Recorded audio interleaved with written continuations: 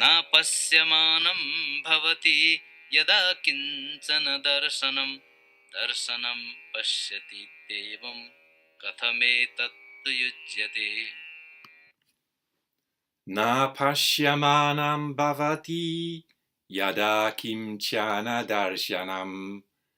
darśanam paśyatīty evaṃ katham etat yujyate. MMK chapter 3 verse 4. And there's a lot to explore in this one. Part of the reason there's so much to explore is that darśanam covers so many meanings in Sanskrit. So on the face of it, darśanam is the first of the six senses. So it means eyesight, vision. When I first translated this chapter, summer of 2017, I knew from 35 years of making effort, studying Shobo Genzo, reciting Fukan Zazengi, practicing Zazen every day 4 times, and then training as an Alexander technique teacher and teaching the Alexander technique. I knew that darśanam didn't just mean eyesight. It meant the act of seeing. So today I've just been lugging 8 buckets of horse manure up to the compost heap at the end of the garden, and it's a lovely bright sunny day. As you can see, it was frosty early this morning. The sun came out and I'm out in the garden heaping the manure about, and I'm really conscious that the act of seeing is a true act of seeing is a function of the whole of yourself devoted to some energetic task. Yeah, that, it hits you when you get out there and actually, breathe the fresh air and move and work against gravity. To me, that is the realization of an act of seeing. So that's where I was 2 years ago, and I was quite proud, really, that looking at other translations, that they didn't realise it. As a Zazen practitioner, I'm the one who really understood it first. So then it's always quite humbling when you come back, do work like this, which it becomes a little bit more real when facing the audience of millions, or well, at least 1 or 2 of you out there at the moment, and actually giving voice to what I think it means. And you've heard me say once or twice that when you don't understand a verse, well, you can just be like a child reciting a nursery rhyme. So you're listening to it. So it's an act of listening, and you can look at the words and look at the Sanskrit dictionary. So you can look up the words even if you don't understand them yet. So that's like looking without seeing and listening without necessarily hearing. So I understood that intuitively from practice, but still it didn't occur to me until just now that darśanam not only means the act of seeing, it means the act of looking. And so to think about the difference between those two might be pretty fundamental for someone who purports to practice just sitting, because just sitting doesn't mean just seeing. Whether you see or not is the byproduct, isn't it? If you sit there with the intention of seeing, that's end gaining, that's grasping, that's attaching to a result, which we all do as a matter of fact. But the antidote to that is in Fukan Zazengi, is in Shobo Genzo. It's in the Alexander technique. It's in the teaching of true teachers of the Alexander technique, not in the teaching of body workers, which is a kind of subtle end gaining. There's the difficulty again. And it was in the teaching, my own Zen teacher, Nishijima Sensei, was struggling in that direction. Like all Japanese, he was pretty much centered in action itself. If you go to a department store and one of the girls wraps up your present, She does it with such enjoyment of the process, such attention to detail. Anybody who goes to Japan will see that. Or if you go to the tonkatsu shop, the spirit of service of the people who serve you, there's no kind of shame in doing that kind of work. People really value work itself. And that comes from Master Dogen's influence. And yet, if you really understand just sitting, you wouldn't teach your pupils, as Nishijima Sensei taught me, to do this, that and the other in the interest of having a good posture, because that is end gaining. See, Nishijima Sensei didn't understand that. And when I told him, I mean, I wasn't very skillful or kind about it, when I let him know that he got it wrong, he perceived me as the enemy, the one who'd gone on to the other side. Because I was saying Zazen is not about body work, it's about thinking. He thought I'd reverted to the intellectual viewpoint of white man's civilization. So ironically enough, the teacher I'd chosen, because he seemed to uphold the truth of not taking sides, took sides against me. And if I struggle to come across as the compassionate, unresentful Zen master, that's the reason why. Or one of them anyway. Yeah, because the resentful fact is not that he was not enlightened, it's that he conned everybody that he was. He was a con man. He conned himself that he was.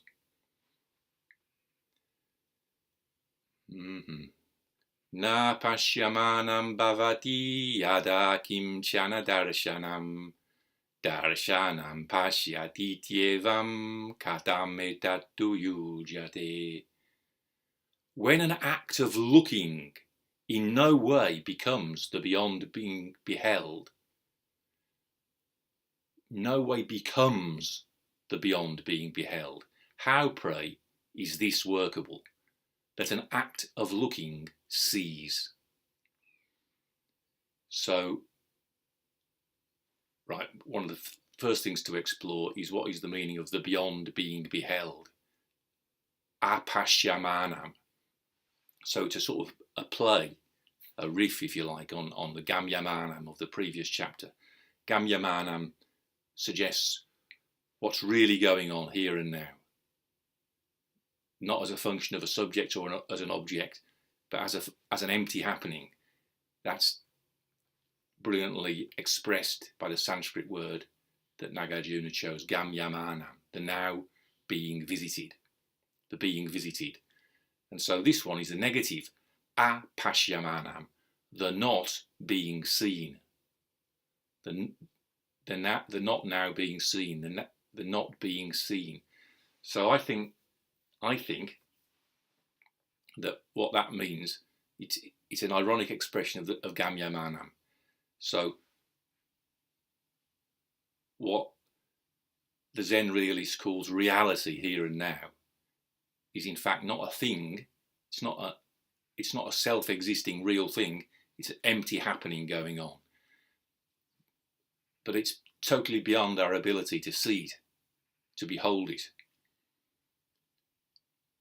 And we can't even look at it, because if we try and look at it, we're setting it up as an object, which is separate from the act of looking.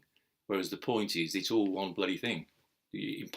Impossible for us to understand, and impossible for us to look at. You see, this is, again, Nishijima Sensei, as I understood him, was always encouraging us to look at the reality before our eyes. You know, menomai no genjitsu. That's in Japanese, menomai no genjitsu.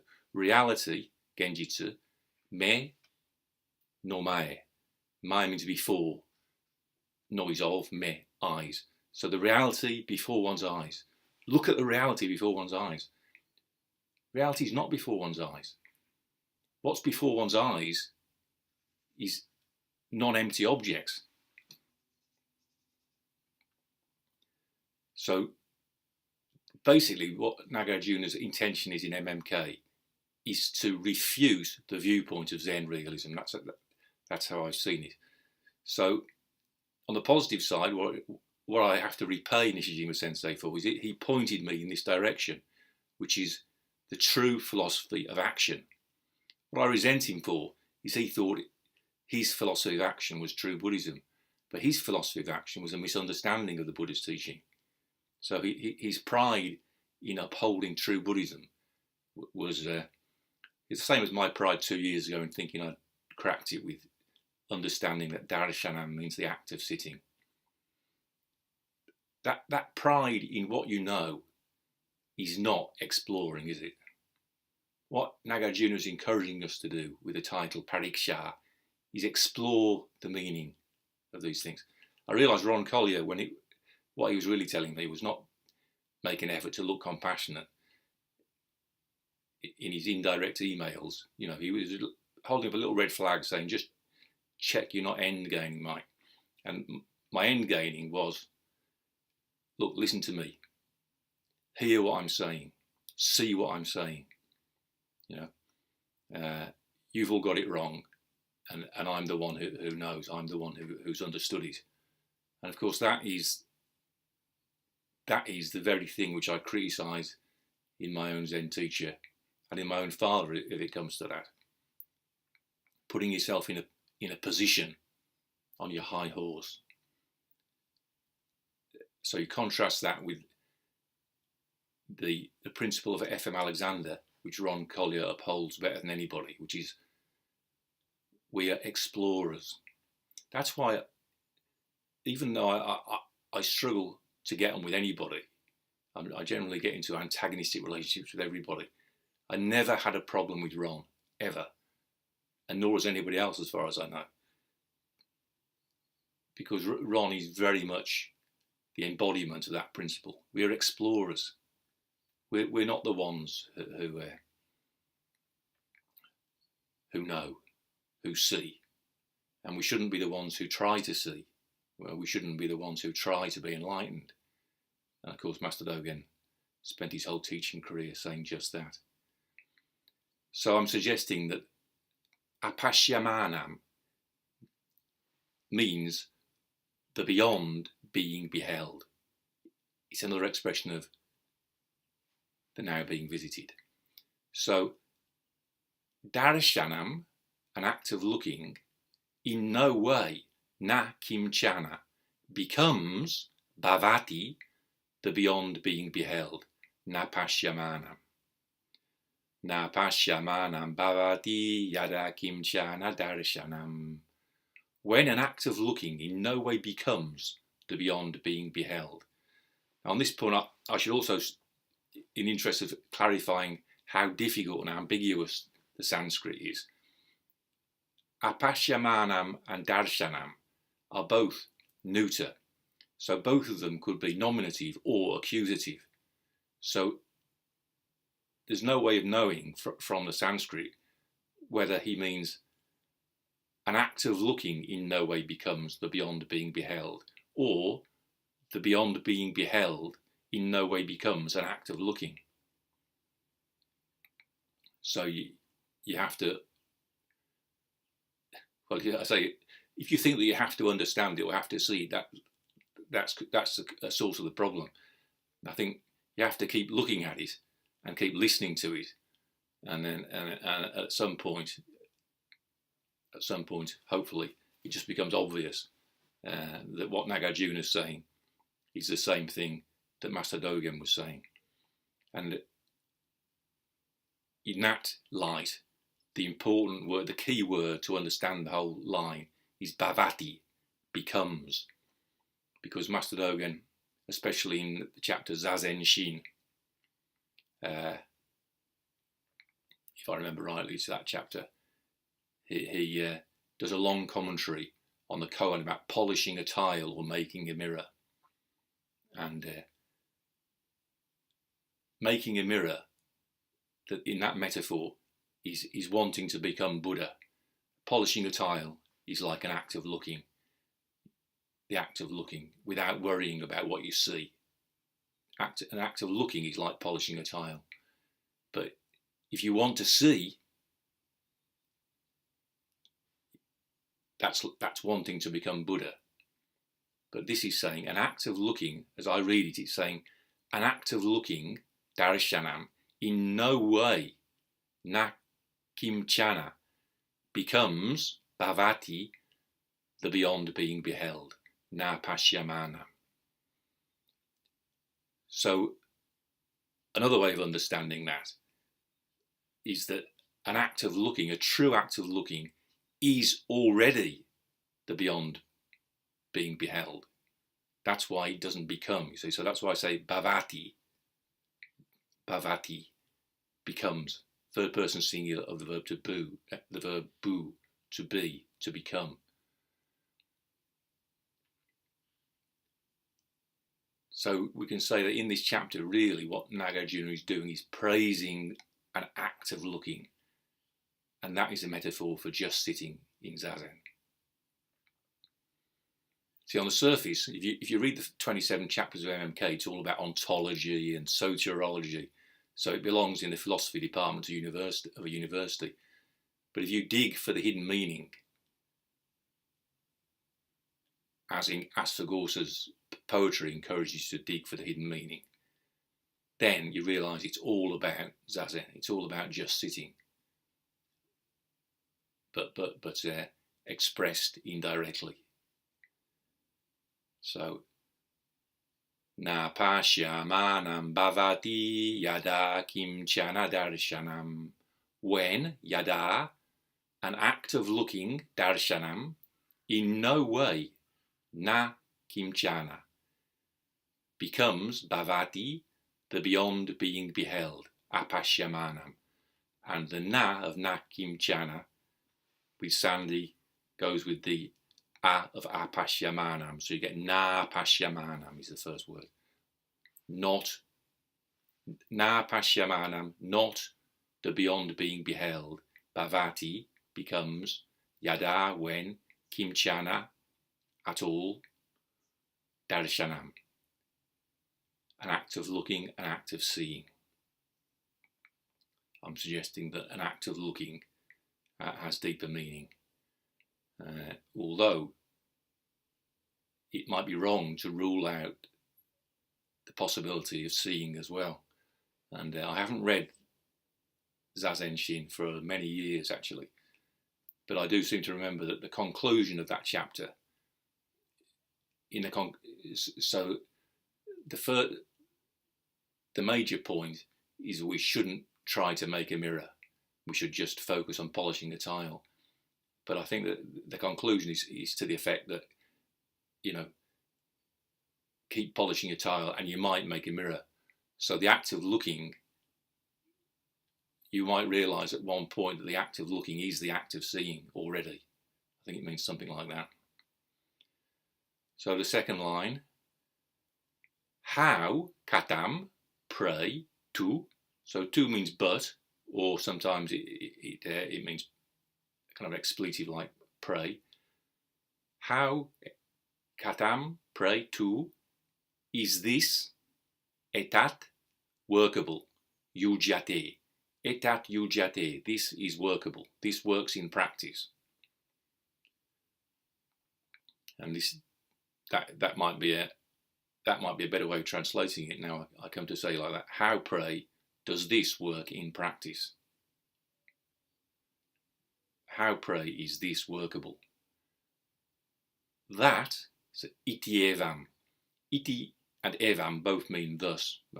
They often appear together. So,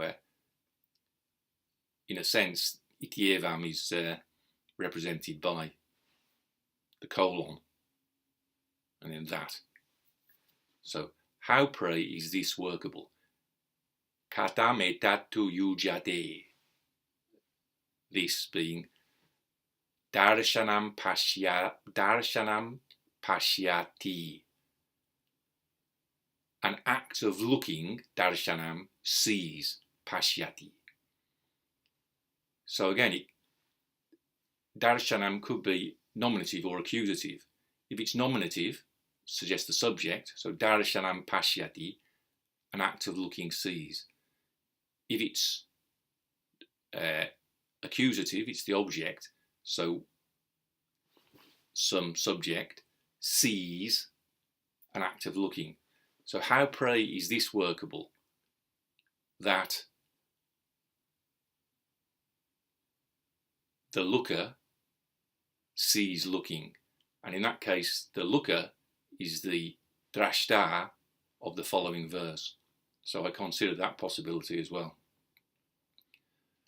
But if we take it as darśanam is the nominative subject, how, pray, is this workable? That an act of looking sees. So before considering what I think the question really means, I want to explore another possibility. So the first possibility that occurred to me was that darśanam is the accusative object and that the subject is drashta in the next verse. So in that case, how is this workable? That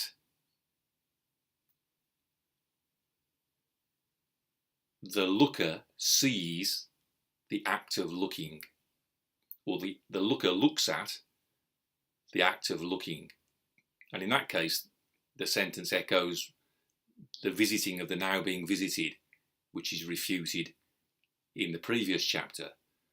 It's exactly the same. How can the now being visited be visited? How can the act of looking, which is the now being visited, how can that be looked at? So that makes sense. And another possibility I explored was the subject of paśyatīty is seeing, is looking at, looks at, sees. Could it be etat in the fourth pada?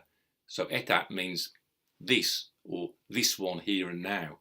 So in that case, how, pray, is it possible, how, pray, is it workable that this one here and now is looking at an act of looking? So that would make sense to me as being the same as the question, how is it workable that the one who visits is visiting the now being visited? It would make sense, but in that case I think the etat should be before the iti, because iti is like in quotation marks, so I would have expected in that case the etat to be before the iti. So although those readings make a lot of sense, the reading I've chosen is to have darśanam as the nominative subject. So, and how is it workable that an act of looking sees? And in that case, an act of looking means an act of sitting. The point, an act of looking is an action. Action includes the act of looking, the act of listening, the act of sitting, the act of carrying horse manure. An action is the empty dharma happening. So how is it possible that an act of looking sees? And it's a question. So on the surface, it's a rhetorical question, and it's not possible that an act of looking sees. Like you say, Zazen realizes reality. How is it possible that Zazen realizes reality? It's not possible in the sense that it's not that Zazen is here and reality is out there, and so Zazen realizes reality. It might be close to the truth to say that reality as an empty dharma happening is always realizing itself. See, on that subject, we've got in MMK chapter 26 verse 10, which is possibly the most important verse in the whole of MMK, together with verse 11, where he says, Avidvan samsara mulam samskaran, avidvan samskarot yadā, avidvan karakas tasman, navidvam statva darshanat. The doer, so from the beginning, samsara mulam samskaran, the samskaras, which are the root of samsara, avidvan samskarot yadā. The ignorant one does do like this. Avidvan karakas tasman. The ignorant one, therefore, is the doer. Navidvams, not the wise one, tattva darśanāt. Tattva, reality, what is, darśanāt, because of our old friend darśana.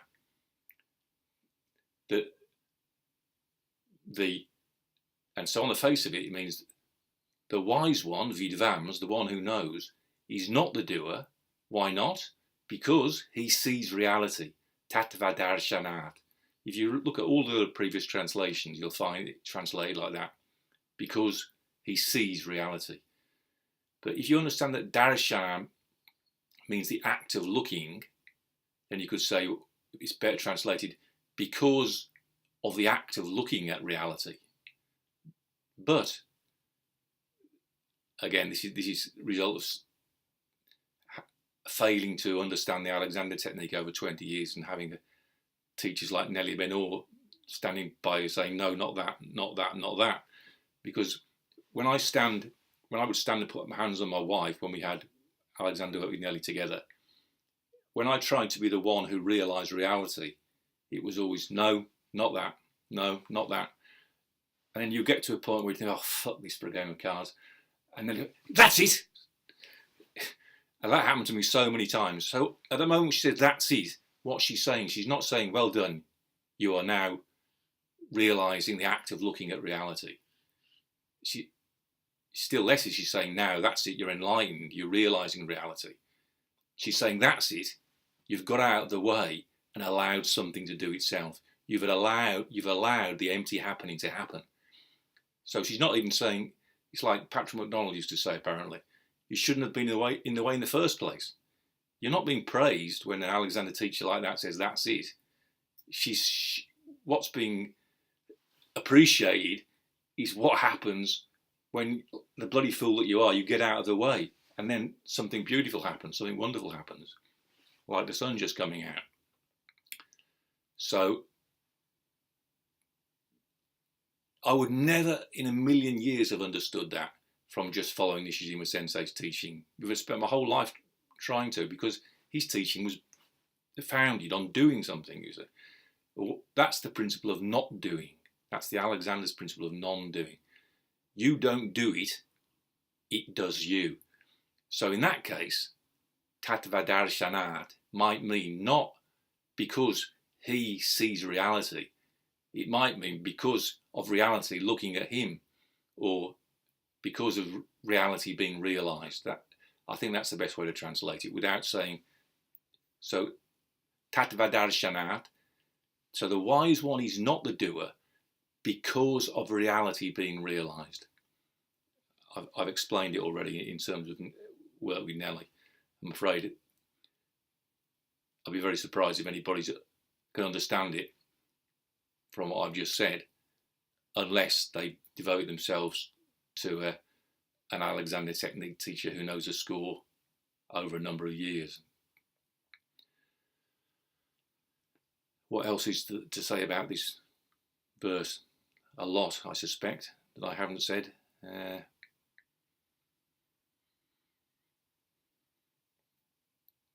Nāpaśyamānaṃ bhavati yadā kiṃ-cana darśanam. Darśanam paśyatīty evaṃ katham yujyate. When an act of looking in no way becomes the beyond being beheld, how, pray, is this workable? That an act of looking sees.